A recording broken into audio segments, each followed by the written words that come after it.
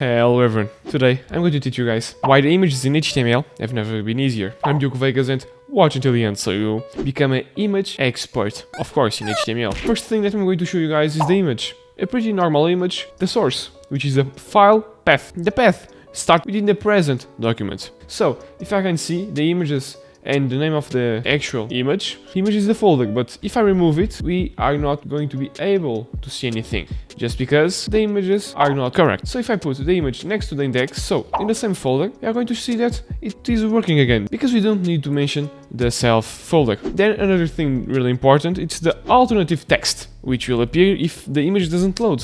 So let me show you guys. If I put the images here again, and I don't bring the monkey image to the images folder, I'm not going to be able to see anything. But if I come to the alternative text, say that here were supposed to be supposed to be a monkey. And if you can see, now you can see that there's an icon showing that you can see anything, and you have the alternative text that you just wrote. Of course, this is not really important in this case, but I'm going to show you a case that's really important to have this. Now, we are going to try to change the size of the image. There are two different ways of changing the sizes of the image. The first one is going to be HTML, which you can put here the width and say that it's of 500, and you can even specify the height. But if you specify the height, you are not going to be able to preserve the aspect ratio, and the aspect ratio is going to be strange. So if you put, imagine 100, it will look really fat. But if you want to have a better management of the size, I recommend you the CSS.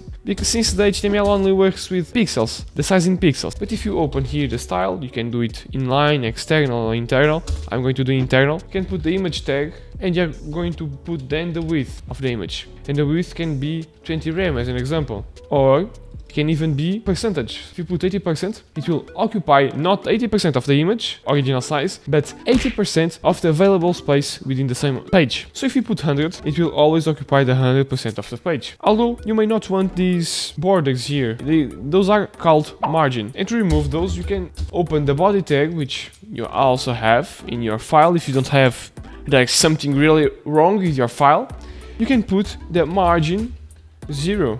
And with the margin 0, you don't have the white borders anymore. But there's still this scroll that you might not want. So you can also put something like overflow hidden. You can hide specific overflows if you put X or Y, which is the vertical or horizontal. But I'm going to hide everything. So even if you put in the phone, it's occupying the whole width. Of course, in the phone it is going to work differently, but if you rotate it, you see, it's like the computer. Now we are going to try to use external images, and for that we are going to search in Google monkeys, and you are going to search for a really nice landscape with a monkey. This one looks cool, a family. Copy the image link, which is the link referring to the image in the external server, and you are going to replace this, the encrypted blah blah blah blah, and this reference, and there you go, the image that you got externally. But there's one problem: the image may change the name, change the path, be deleted, or even the site being offline, or you don't have internet. So in this case, this is the best place to use the alternative text. After this, we are also going to try to use GIFs in our images.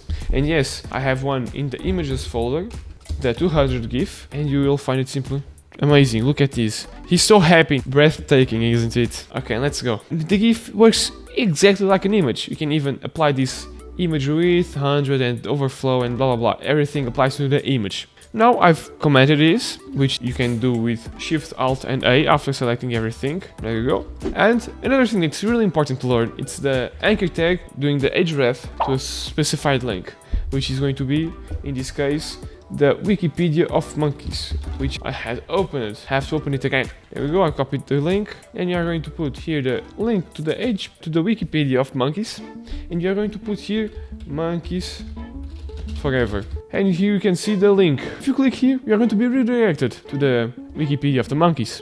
But you want it to be in the monkey itself. So you're going to remove this text, you're going to grab this anchor closing, and you're going to put the image in the middle of both, starting and ending of the anchor tag. Now if we reload the page, we can put the mouse over here and there we go. The cursor will lead us to the monkeys. Of course, you may also want to have this really big, and you can still see that everything here is going to the monkeys as well. Another thing that you might also think that's useful is what's here. You see, there's a lot of A's. And as you can see, the A's are right after the image. So if you want to make like a label or something like that, you might want to put a break, which is pretty ugly in my opinion. Here, I don't know what happened, but you can put the label right here with a label. Or you could even put a paragraph all around this anchor, or even better, changing the display of the image. And to change it, we can use the style here, the style, which is the inline style,